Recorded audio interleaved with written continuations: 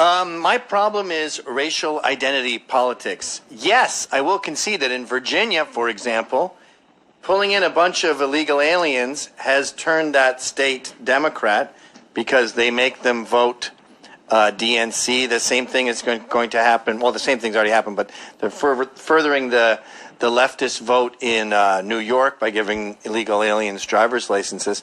But this obsession with white genocide and whites becoming a minority is decades away, and I guess it might be a problem, yes, if we don't instill Western values with every person who comes in here. But the real issue at hand is ideas-based, and getting stuck in whites becoming extinct, or getting stuck in the idea that gays are somehow bad for society and all this shit is going to split the right and lose us the election.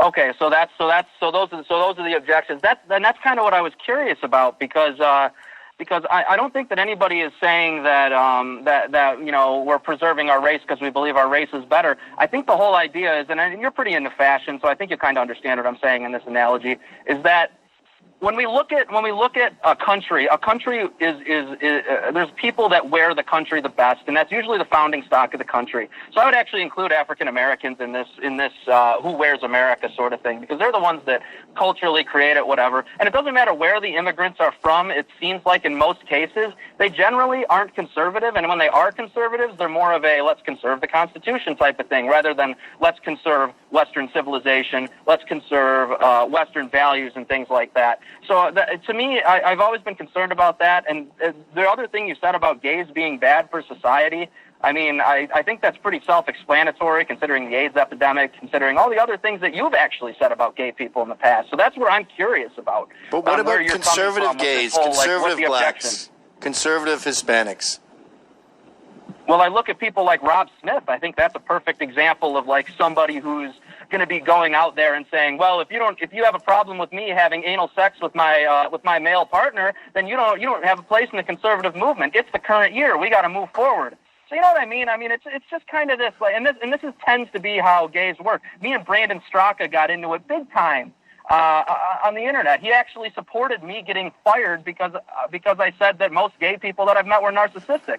Chadwick Moore knows about this. I mean, like, it's just the things that are going on right now. It seems like with gay conservatives is they're complicit in cancel culture when it doesn't serve their interests. Yeah, and well, Milo, obviously, I like Milo. Lots of people are complicit in cancel culture when it doesn't go there. What's your name or your first name? Where are you from? Joseph Enders. I host Far Right or Far Wrong on YouTube. I'm from Chicago. Ah, okay. Yeah, you know, Pat Buchanan said, who would assimilate better, 1,000 Englishmen or 1,000 Zulus? And he took a lot of flack for that. But he was right. 1,000 Englishmen would adhere much better than 1,000 Zulus.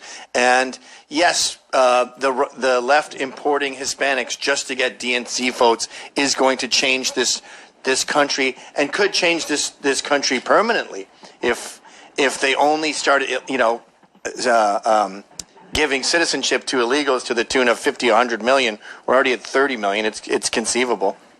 I just think the gay thing, and it's good to harp on the gay thing when it's a Christian Baker, and it's good to harp on the gay thing when it's drag queen story time.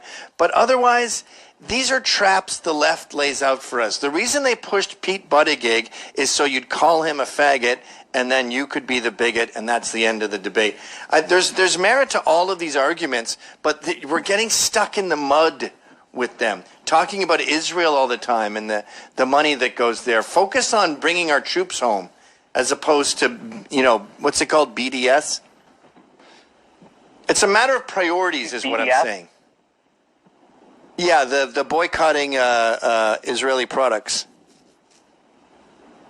Oh, like I said, I do think that there's plenty of grounds for criticizing Israeli actions and stuff like that. I don't necessarily think that there's any warrant for an unjustified hatred for Jewish people or anything like that. I don't think there's a problem with pointing out the power that prominent left-wing secular Jews have in the media and entertainment, though. I mean, it's no doubt that that these people are in charge of these institutions. I don't think it's wrong to point out that giving an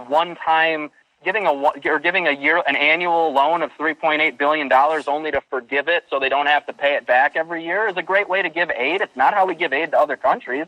I mean, so I look at these different things, and it's like I feel like these are okay arguments to have. I think they're okay to bring up, and I think that it's a very important thing to bring up, especially when we have this new bill that, like, what was it? I can't remember his name. Donald Trump. Sorry, I do remember his name. Donald Trump signed, where he was saying that campus anti-Semitism, they're now considered a nationality and an ethnicity and all these things, and now they could use all these hate speech laws and hate crimes against them.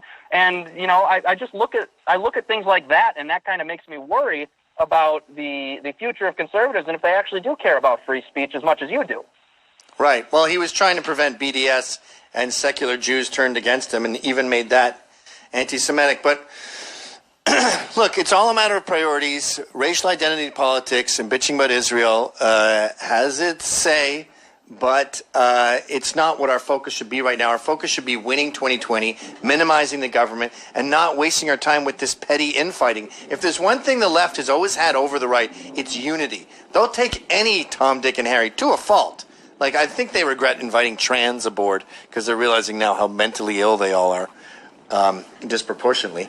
But we have the opposite problem. We're constantly nitpicking. Look, Ben Shapiro and I probably wouldn't get along at a party, but he's got a lot of merit. He's got a lot to say. He's got a lot to do to help wake up young people and to the dangers of the government. That's all I care about right now. When we gain more traction, we can be more divisive. And I guess my question to that is at what point do we view these people that are doing these negative things, including Ben Shapiro, who's lied about Milo Yiannopoulos, who strawman Nick Fuentes when he was describing him, saying that he wanted him dead or all these other things when he's clearly being satirical and joking around, and Sebastian Gorka saying that he should be banned from Twitter, partaking in cancel culture once again. I mean, I see these things and I'm just like, should we be getting behind these people, or should we be, just because they bring in some more conservatives, or are we just going to let them get away with this sort of thing? And I guess that's what I'm asking. And I don't think there's a reason to have a problem with the Groypers for pointing that out. Yeah, well, your priorities should be different. Ben Shapiro should be at the bottom of your hit list. Anyway, this is getting tedious. I like you more than a friend. Okay, yeah. Sorry. Thanks for calling.